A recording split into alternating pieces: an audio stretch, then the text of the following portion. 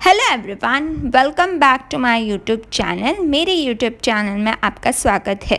अगर आप मुझे नहीं पहचानते so I am Archana Vavia, your UGC NET English guide. अगर आप यूजीसी नेट परीक्षा इंग्लिश में पास करने का सपना देख रहे हैं तो आप बिल्कुल सही जगह पर हैं। आज के इस वीडियो में हम यूजीसी नेट इंग्लिश सिलेबस को विस्तारित रूप से देखेंगे और हर एक यूनिट को समझेंगे और आपको मैं कुछ ऐसे महत्वपूर्ण टिप्स दूंगी जो आपकी तैयारी को आसान और प्रभावी बना देंगे। अगर आपको बार बार ये डाउट आता है कि यूजीसी नेट इंग्लिश को पास करने के कोई फ़ायदे भी है, तो मैं आपको बता दूँ यूजीसी नेट इंग्लिश को पास करने के बहुत सारे फ़ायदे हैं। जैसे पहला फ़ायदा ये है कि आपको कहीं सारी जॉब अपॉर्चुनिटीज़ मिल जाती है। जैसे आपने यूजीसी नेट क्वालिफाई कर लिया, उसके बाद आपको यूनिवर्सिटीज़ और कॉलेजेस में असिस्टेंट प्रोफेसर्स के रूप में नौकरी मिल सकती है। ये एक प्रेस्टीजियस पोजीशन होती है जो आपको एक स्टेबल और रिवॉर्डिंग करियर प्रोवाइड कराती है। दूसरा फ़ायदा ये है कि रिसर्च अपॉर्चुनिटीज़ आपको बहुत ज़्यादा मिल जाएगी। जैसे अगर आपने क्वालिफाई किया JRF, which stands for junior research fellowship, so इस एलिजिबिलिटी मिलने पर आपको रिसर्च में फेलोशिप मिल जाती है। ये फेलोशिप आपको PhD या रिसर्च प्रोजेक्ट्स में फाइनेंशियल सपोर्ट प्रोवाइड कराती है। ठीक है, इसलिए यूजीसी नेट इंग्लिश को पास करने के बहुत सारे फ़ायदे हैं। इसलिए आपको मूल्य रूप से ये देखना है कि यूजीसी नेट इंग्लिश सिलेबस किस तरीके से आप कंप्लीट करोगे। सिलेबस को अच्छी तरह से समझने का एक इम्पॉर्टेंट वजह ये है कि आपको एक स्ट्रक्चर प्रिपरेशन के बारे में पता चलेगा। सिलेबस को देखकर आप अपनी पढ़ाई को अच्छे से प्लान कर सकते हैं और हर यूनिट और टॉपिक को टाइम बाउंड मैनर में कवर करने से आपका प्रिपरेशन जो है वो इफ़ेक्टिव बनेगा। अब दोस्तों, जो आप स्क्रीन पे देख रहे हो that is actual UGC NET English syllabus जो मैंने ऑफिशियल वेबसाइट से निकाला है। सो फर्स्ट यहाँ पर है यूनिट 1 ड्रामा। एक एक सेक्शन को देखेंगे, डिटेल में देखेंगे ताकि कोई कंफ्यूजन नहीं रह जाए। अब मैंने ड्रामा को 3 सेक्शंस में सेग्रीगेट किया हुआ है। First is British drama, second is American drama और थर्ड यूरोपियन ड्रामा। अब ऐसा नहीं है कि दूसरे कंट्रीज़ के ड्रामा पूछे नहीं जाते, डेफिनेटली पूछे जाते हैं और क्वेश्चंस भी बनते हैं, पर ज़्यादा करके यूजीसी नेट इंग्लिश में क्वेश्चंस बनते हैं ये 3 सेक्शन से, that is British drama, American drama and European drama. So first section को देख लेते हैं ब्रिटिश ड्रामा। अब ब्रिटिश ड्रामा के अंदर आपको एलिजाबेथन, जैकोबियन ड्रामा और रेस्टोरेशन ड्रामास को देखना बहुत ज़्यादा ज़रूरी है। शेक्सपियर के जो प्लेस है, ड्रामास है, वो इस यूनिट का एक मेजर हिस्सा है, पर आपको दूसरे प्ले राइट जैसे क्रिस्टोफर मार्लो हो गया, बेन जॉनसन हो गया और जॉन वेबस्टर को भी पढ़ना पड़ेगा, उनके वर्क्स को भी पढ़ने पड़ेंगे। सो ब्रिटिश ड्रामा का हिस्ट्री भी पढ़ना बहुत ज़रूरी है। आपको पता होना चाहिए हिस्ट्री ऑफ इंग्लिश ड्रामा। जैसे आपको इंटरल्यूड्स के बारे में पता होना चाहिए, जो एक प्रकार का एक शॉर्ट ड्रामेटिक एंटरटेनमेंट हुआ करता था उस टाइम पर। जॉन हेवुड के इंटरल्यूड्स आपको पता होना चाहिए। फिर आपको पता होना चाहिए सर डेविड लिंडसे कौन था। अब एक फुल लेंथ कॉमिक ड्रामा है जिसका नाम है राल्फ रॉयस्टर डॉयस्टर। ठीक है, इसको भी पढ़ना ज़रूरी है। ट्रेजेडी ऑफ गॉरपोडक जो 2 राइटर्स ने लिखा है और जो ये ट्रेजेडी है गॉरपोडक की फर्स्ट इंग्लिश ट्रेजेडी भी थी, सो ये भी बहुत ज़्यादा इम्पॉर्टेंट बन जाता है। ठीक है, अब यहाँ पर आपको देखना है कि शेक्सपियर के 4 प्लेस आपको मिस नहीं करने हैं, दैट इज़ हुक्म। ठीक है, ये मैंने you can say code word mnemonic दिया हुआ है, दैट इज़ हुक्म। H stands for Hamlet which was published in 1601. O stands for Othello which was published in year 1604. K stands for King Lear, which was published in 1605. M stands for Macbeth, which was published in 1606. हालांकि Shakespeare के जितने भी place है, mind you people, जितने भी place है सारे ही important है, बट ये 4 आप कभी भी मिस नहीं कर सकते, ठीक है। Then we have rivals by Richard Brinsley Sheridan. ये भी आप जब ड्रामा पढ़ रहे हो तो इसको भी आपको डिटेल में पढ़ना है। ये कुछ इंपॉर्टेंट प्लेस है जो आपको पढ़ने ही पढ़ने हैं। Without this you can't go to UGC NET English exam, ठीक है। फिर homecoming by Harold Pinter, ये भी आपको डिटेल में पढ़ना है। Then Pygmalion by George Bernard Shaw, ये कुछ इंपॉर्टेंट ड्रामास है जिसको बिल्कुल स्किप नहीं करना है। बहुत और ज़्यादा ड्रामास भी है, ज़रूर मैं किसी और वीडियो में आपको बताऊंगी, पर ये वीडियो में आप जान लीजिए कि आप ये एग्ज़ामिनेशन 2024 का एग्ज़ामिनेशन ये प्लेस को ज़रूर पढ़कर जाना है, ठीक है। आगे बढ़ते हैं टू अमेरिकन ड्रामा। अब दूसरा सेक्शन है यहाँ पर अमेरिकन ड्रामा। यहाँ आपको 20th सेंचुरी के मेजर अमेरिकन प्लेराइट्स जैसे टेनेसी विलियम्स, आर्थर मिलर और यूजिन ओनील के कामों को पढ़ना होगा। इन प्लेराइट्स के ड्रामा में सोशल इश्यूज और अमेरिकन लाइफ के विविड डिस्क्रिप्शन होते हैं।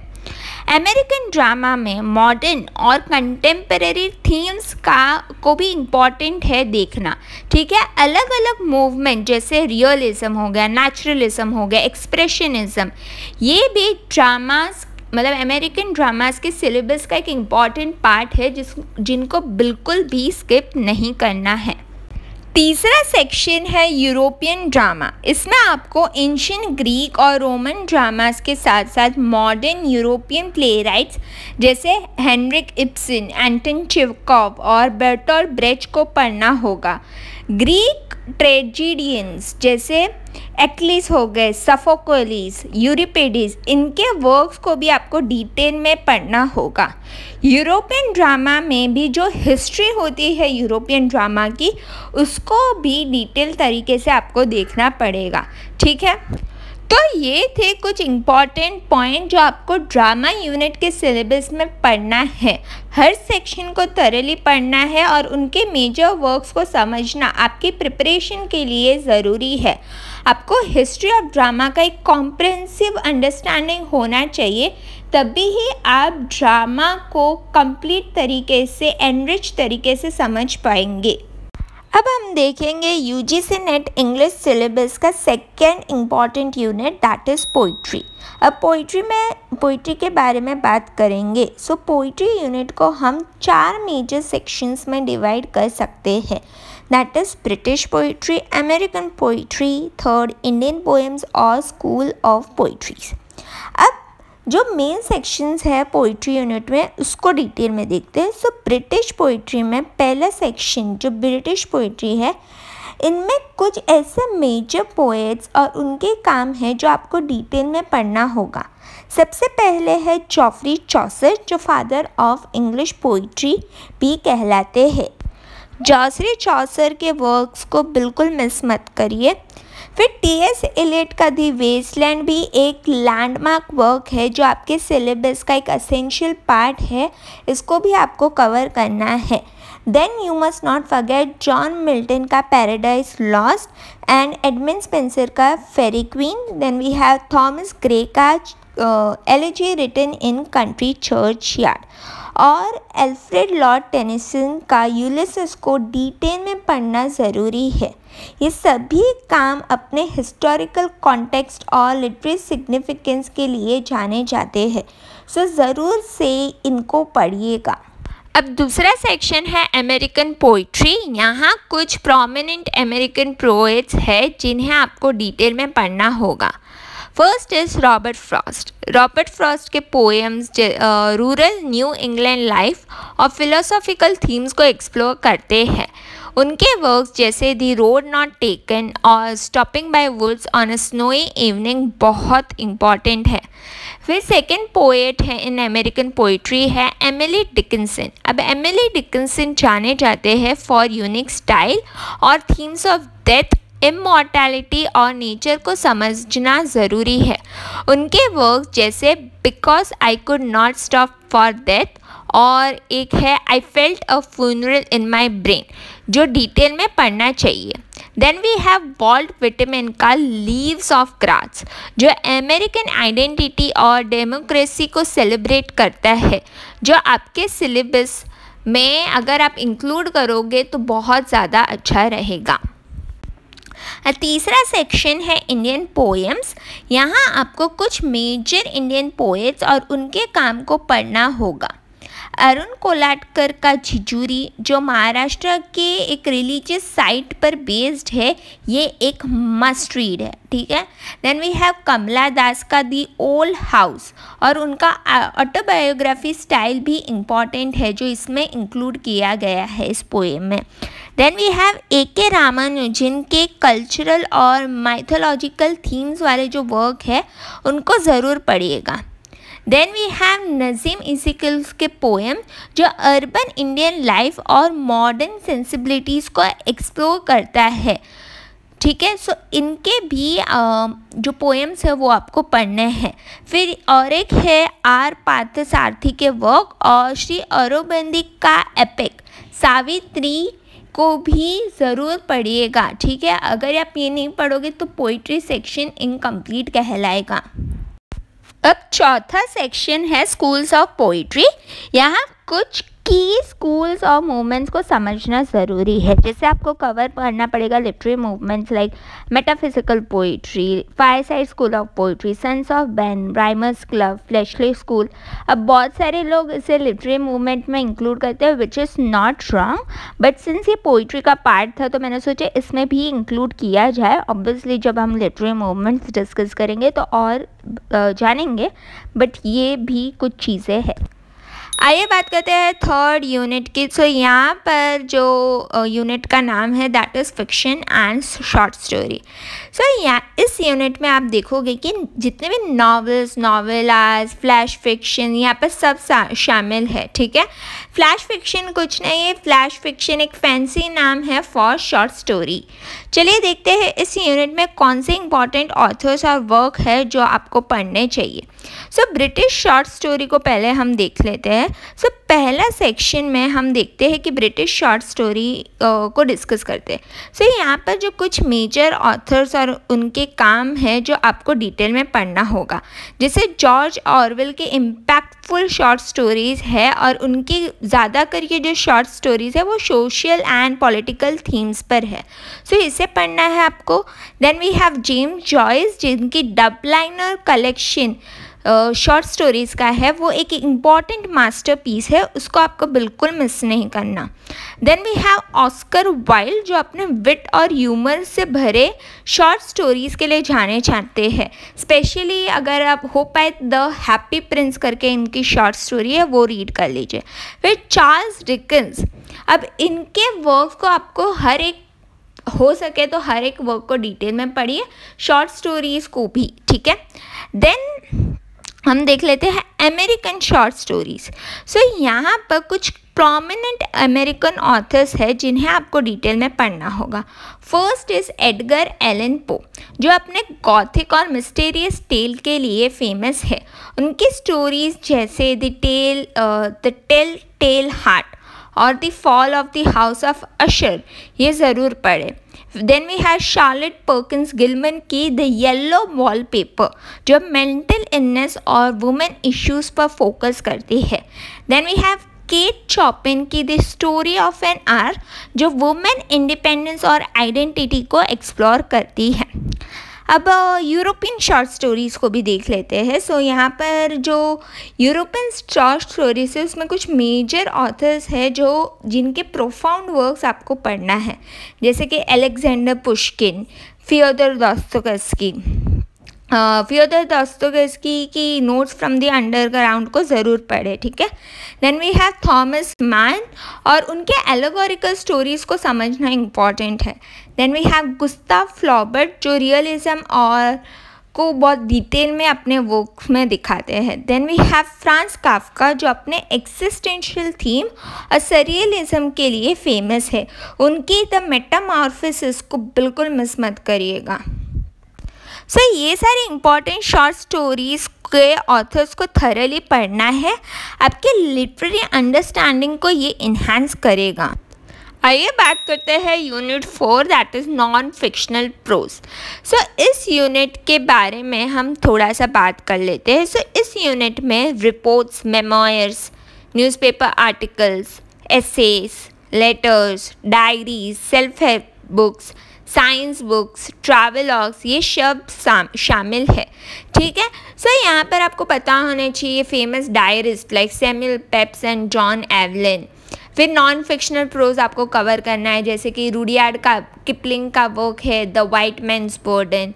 Then we have politics and English language which is written by George Orwell. तकरीबन मेरे ख्याल से यहाँ से 8 से 10 क्वेश्चंस आए हैं प्रीवियस ईयर में।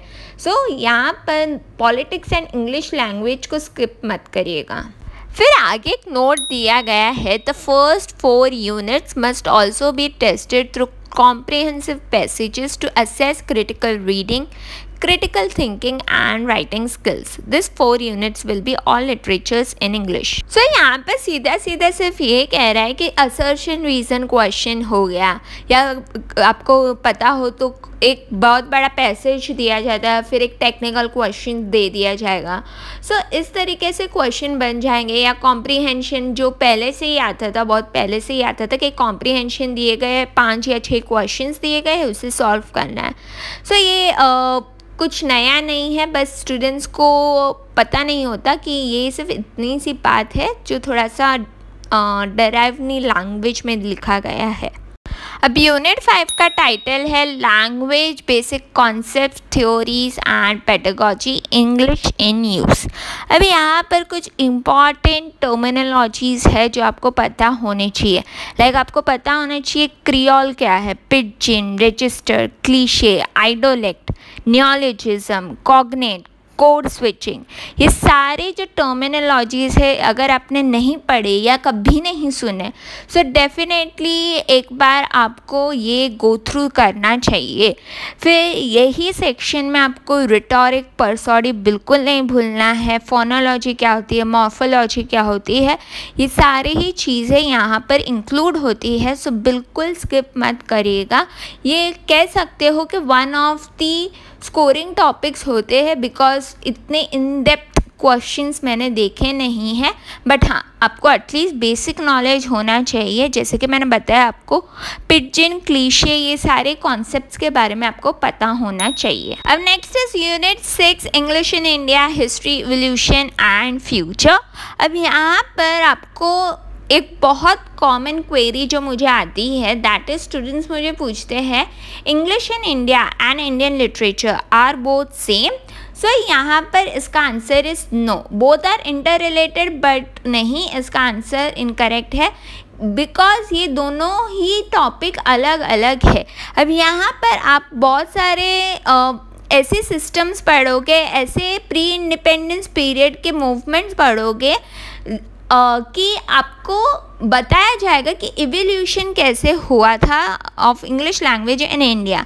जैसे कि आपको यहाँ पर कवर करना है charter act of 1813, Macaulay minutes upon India education 1835, फिर Wood's dispatch of 1854, then we have Hunter Commissions of 1882 to 1883, then we have Universities Commission 1902। काफ़ी और भी कमिटीज़ है जो हमें डिस्कस करनी है यहाँ पर ये कुछ मेजर्स है जो आपको पता होना चाहिए। साथ ही में आपको ये भी पता होना चाहिए 3 universities, that is Madras, Bombay and Calcutta was established in the year 1857। ठीक है। इस कोड वर्ड को आप याद रख सकते हो, by the board BMC which stands for Bombay, Madras and Calcutta. ये हुई थी एस्टेब्लिश इन ईयर 1856। ज़रूर याद रखना, वुड्स डिस्पैच का ही एक इम्पॉर्टेंट हिस्सा है ये। अब हम देख लेते हैं कल्चरल स्टडीज़ यूनिट के बारे में। इस यूनिट में आपको कई इंपॉर्टेंट कॉन्सेप्ट्स ऑफ फिगर्स को समझना होगा, like CCS centre for contemporary cultural studies. यहाँ 1964 में इस्टेब्लिश हुआ था। इसके बारे में आपको सब कुछ पढ़ना ज़रूरी है। देन इसके अंदर आपको पढ़ना पड़ेगा types of culture, like mass culture हो गया, पॉपुलर कल्चर, सब कल्चर, हाई कल्चर और लो कल्चर जैसे टाइप्स को आपको थॉरली समझना है। देन आपको फाउंडिंग फिगर्स भी पता होने चाहिए, लाइक आपको पता होना चाहिए about Stuart Hall, Richard Hoggart, Raymond William जैसे स्कॉलर्स के कॉन्ट्रीब्यूशंस को डिटेल में पढ़ना है। देन कुछ टर्म्स है, लाइक फॉर एग्जांपल एक टर्म है कल्चरल इंडस्ट्री। ये टर्म थियोडर एडोर्नो और मैक्स हॉकमेयर ने पॉपुलराइज किया था। इसके इम्प्लीकेशंस और सिग्निफिकेंस को समझना ज़रूरी था। ये सब आपको कल्चरल स्टडीज़ में पढ़ना है, ठीक है। कल्चरल स्टडीज़ अगेन एक इम्पॉर्टेंट यूनिट है। हो सके तो ये सारी चीज़ें आपको यहाँ पर डिटेल में पढ़नी है। अब नेक्स्ट यूनिट है unit 7, that is literary criticism. इस यूनिट में आपको कई इम्पॉर्टेंट स्कॉलर्स और उनके वर्क्स को पढ़ना होगा। आपको इंक्लूड करने हैं क्लासिकल क्रिटिक्स लाइक सोक्रेट्स, प्लेटो और एरिस्टोटल के फाउंडेशनल आइडियाज़ को समझना ज़रूरी है। एरिस्टोटल की एक वर्क है पोएटिक्स, इसको ज़रूर से पढ़ें। देन वी हैव होरेस और लॉन्जाइनस। होरेस का है एक वर्क आर्स पोएटिका और लॉन्जाइनस का एक वर्क है ऑन द सबलाइम। ये दोनों इम्पॉर्टेंट टेक्स्ट है, इन दोनों को ही पढ़ना है। देन फिलिप सिडनी, ये क्रिटिक को तो बिल्कुल भी नहीं स्किप करना, ठीक है। सिडनी का एक इम्पॉर्टेंट वर्क है एन अपॉलॉजी फॉर पोइट्री। ये एक लिटरेरी क्रिटिसिज्म के लिए एक क्रूशियल वर्क है और इसको डिटेल में पढ़ना है। Then we have John Dryden. अब जॉन ड्राइडन को माना गया है as father of English criticism. John Dryden के वर्क्स को मिस बिल्कुल नहीं करना, स्पेशली इनकी work and essay of dramatic poesy को डिटेल में पढ़ना है। अब हम UGC नेट इंग्लिश सिलेबस के unit 9 literary theory post world war 2 को देखेंगे। इस यूनिट में आपको around 20 schools of literary theory को पढ़ना होगा, जो लिटरेचर के क्रिटिकल एनालिसिस के लिए बहुत इम्पॉर्टेंट है। यहाँ पर आपको कवर करना है लाइक न्यू क्रिटिसिज्म। अब न्यू क्रिटिसिज्म फोकस करता है टेक्सचुअल एनालिसिस पर। यहाँ पर बहुत सारा चीज़ें हैं जो आपको कवर करनी है। देन पोस्ट मॉडर्निज्म आपको कवर करना है, फिर फेमिनिज्म, मार्क्सिज्म, स्ट्रक्चरलिज्म, फॉर्मलिज्म। अब ये थियोरीज जो है आपके लिटरेरी एनालिसिस और इंटरप्रिटेशन स्किल्स को टेस्ट करने के लिए यहाँ पर डाला गया है। नेक्स्ट हम देखेंगे unit 10, that is research methods and materials in English. इस यूनिट में आपको वेरियस रिसर्च टेक्निक्स और रिसोर्सेज के बारे में नॉलेज होना ज़रूरी है। रिसर्च मेथड्स आपको करना है like quantitative, qualitative and mix methods research को समझिए, ठीक है। लिटरेरी रिसर्च के लिए टेक्सचुअल एनालिसिस, कंपैरेटिव स्टडीज़ और हिस्टोरिकल रिसर्च मेथड्स को पढ़ना ज़रूरी है। फिर आपको करना है research materials cover, primary sources जैसे ओरिजिनल टेक्स्ट और सेकेंडरी सोर्सेज जैसे क्रिटिकल एनालिसिस और रिव्यूज़ को यहाँ पर आपको डिटेल में समझना है। फिर यहाँ पे सबसे ज़्यादा जो क्वेश्चंस बनते हैं that is from documentation styles. MLA क्या होता है, APA और शिकागो मैनुअल ऑफ स्टाइल्स जैसे डॉक्यूमेंटेशन फॉर्मेट्स को आपको थॉरली समझना पड़ेगा। ये था ये detail analysis of UGC NET English syllabus का।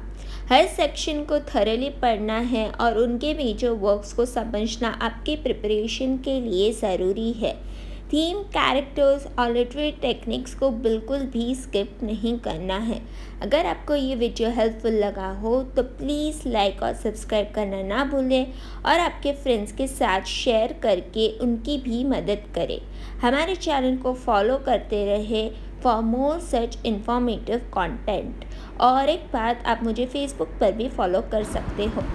So this is Archana Bhavya signing off.